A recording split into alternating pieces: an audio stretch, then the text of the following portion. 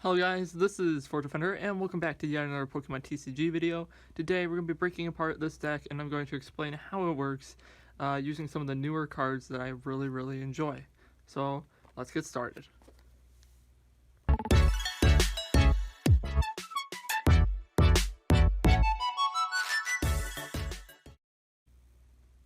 So I've sorted the deck here into three different groups. These ones are going to be my energy cards, and I'll explain what the special energies do.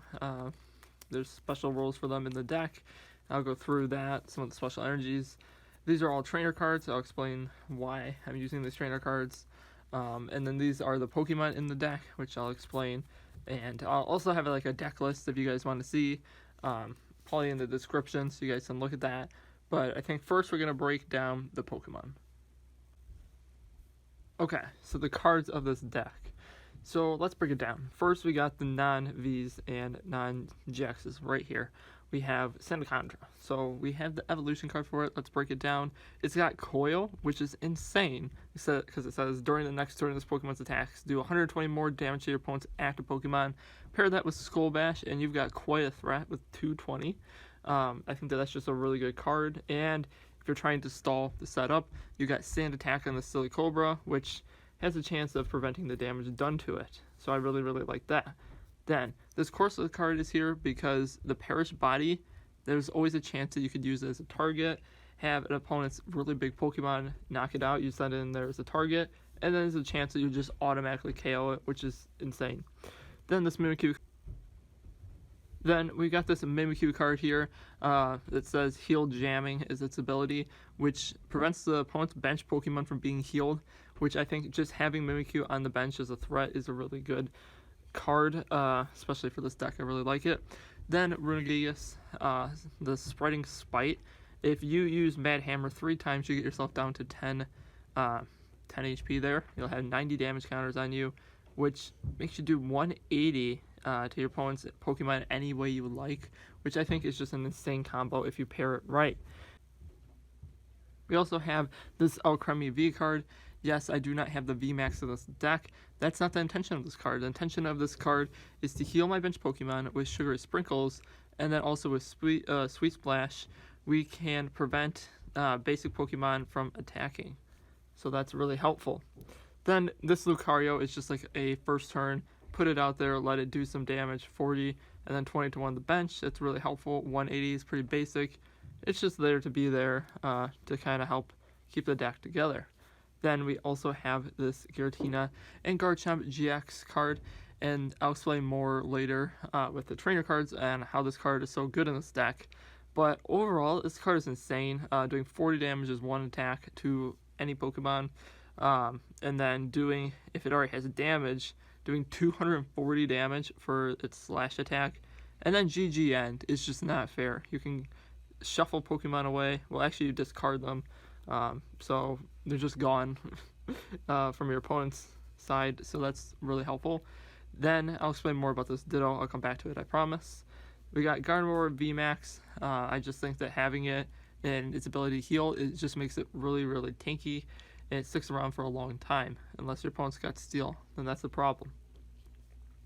We also have this Hatterene V, just for messing with your opponent, switching them around, confusing them. That's helpful, and then you can do 180 if they're confused, which is nice. Then we have two Gapploct cards in here. As you can see, we have a Gapploct V normal and a Gapploct V full art. The idea is to use the tie-up attack to hold your opponent's basic Pokemon down. That way they can't attack you, and you're forcing your opponent to evolve them. If they're like basic V cards, that really helps a lot. It ties them down. You could even use it against another Gapploct.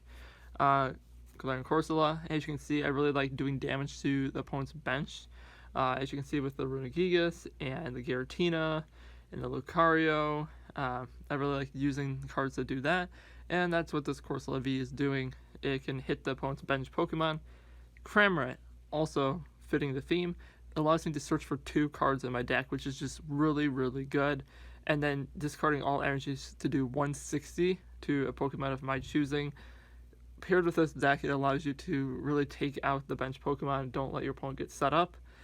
Then, the main card of this deck that I really like are these two, really.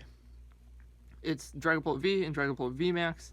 Again, we like doing damage to the bench, so being able to do 130, which is solid, and then 5 additional damage counters, that is really fun. And just in case we lose Dragapult, somehow we get Dragapult and we don't get the VMAX and we lose Dragapult, that's where Ditto comes in. I said the Ditto had a use, so that's what Ditto's job is to do. And now we're going to go into the trainer cards of this deck, and I'm going to explain how some of them work. Okay guys, so these are the trainer cards of the deck.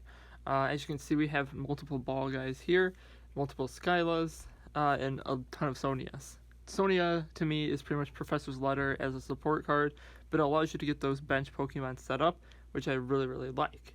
So let's just start breaking it down. And by doing that, we're going to have to first go to Skyla. This card allows you to search the deck for a trainer card, reveal it, and put it into your hand. I have 2 of these.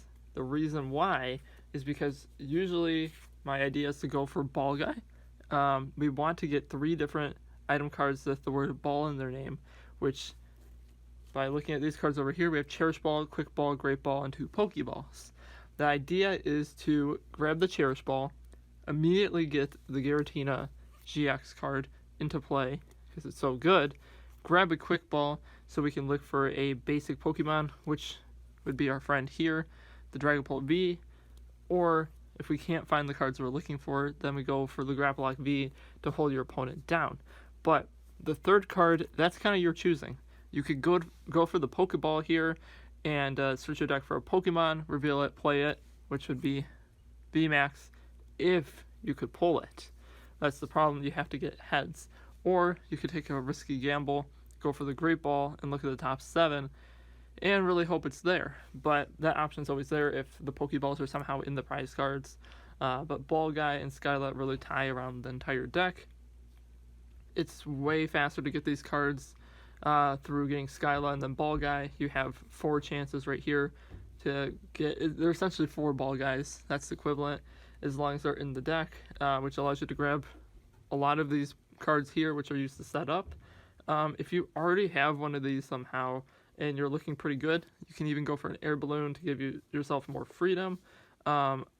Also, Sonia is a really good card because it allows us to get basic Pokemon, like some of these here, which are really, really helpful, or we can get those energies that are much needed to charge these up. I also love how you only need 2 energies for the Dragapult VMAX. We also have a Tool Jammer, just because to interfere with their opponent. Then we have a Pokemon Catcher, hit those damaged Pokemon from the bench, try to get them in there and take them out quickly, if that's the idea. I also have a Fuller Hop, just again, kind of a supporter for drawing cards. Team Yell Towel, I really like this card because this deck is supporter heavy, so having an item card to heal, I play it when the opponent is not damaged, but I am. If I get into one of the scenarios, usually at the start of the game, somehow when I'm just setting up still, that's what I use this card for, actually. Pokemon Center Lady, you gotta have one of these, getting rid of those special conditions. Bede, if I need to get set up really quickly or surprise my opponent somehow, they think I don't have enough energy, they make a play, I bring in a guy, double attach energy, and get a speedy attack on them. Also, this Professor Researcher card, I haven't really used that as much because discarding your hand and drawing 7 cards, it's pretty much just a last resort card. But again, the idea of this deck, use Skyla, get a Ball Guy, to grab all these Great Balls, all the Quick Balls, Cherish Balls, Pokeballs, and get the good team set up. Okay, the energy. So in my decks, I like building with 20 energies. I know that's kind of the standard, but for me, I feel it allows the deck to build and progress really, really well, in my opinion. Having 20 in the deck, being able to search for them too is really helpful. Use them to retreat. That's also part of my strategy is if I'm taking a lot of damage, I'll retreat, bring in somebody else. And that's good to go, fully charged. So I like having a decent amount of energies. We have more Psychic than Fighting because Psychic is the kind of premise of this deck. We want to use the Psychic types more than the Fighting types, but that doesn't mean we're not going to include Fighting energy. We have 9 here of the Psychic energy and only 6 of the Fighting, normal energy, but we do have these 2 Horror energies for the Psychic type, which count as psychic energies, and they allow us to put damage onto the opponent after we've taken damage. I'll grab one of these right here. It says if the psychic Pokemon this card is attached to and the active spot is damaged by an opponent's attack or even knocked out, then put 2 damage counters on the attacking Pokemon. I find that really helpful if they think that they're fine and it's really a surprise element, or they look at it and they're like, okay, I can't knock you out, I'm going to have to find something else to do. You kind of put them in a desperate position. Also, same idea with the Stone Energy, is taking less damage here. So you want to take 20 less damage. That's the idea of the Stone Energy card. Then the weakness, again, your opponent thinks they can knock you out. You play one of these cards and they can't because you have no weakness now, if that's what their plan was. I like having that as a backup just in case. But as you can see, none of the cards are looking for these special energies. They're not a huge part of my play, but if I pull one of them, great. Then this Capture Energy, I definitely want it more than not having it. So it says as long as this card is attached to a Pokemon, it provides a colorless energy. When you attach this card from your hand to a Pokemon, search a deck for a basic Pokemon and put it onto your bench. And I find that really helpful for finding that one right here, the Giratina card, finding the Gapploct card, or finding the Dragapult card. But usually we're going for Dragapult to get him to VMAX as soon as possible, so that's what I'll look for. Again, there's times they'll be in the prize cards, so then we go to our backup top counters. Well guys, I hope you enjoyed learning about my deck here. Feel free to use it if you want to, or use some of the strategy. That is like an honor to me, so I'm super excited if you want to do that. I just figured I would share what my deck is, because I really, really like this deck. It's probably my favorite in all my years of TCG playing, so I thought I would share. And yeah guys, what are your favorite decks? I would love to know in the comments. And as always guys, thanks for watching.